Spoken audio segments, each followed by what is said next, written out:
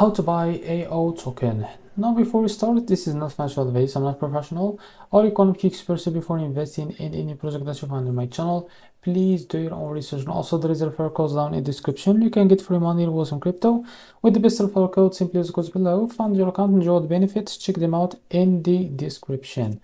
Now before we go and buy the token, make sure to check the Rex account and keep following the updates about this token. So this token, it's available on MEXC. If you don't have an account on MEXC, go down in the description and you will be able to find the referral link. Go and create an account on MEXC to benefit from rewards and fund it with some USDT. Now how to buy this token on MEXC? Now go and log into your MEXC account like that.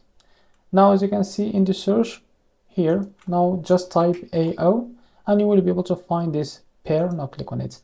Wait a few seconds to load this page. As you can see, now you can buy this token from here.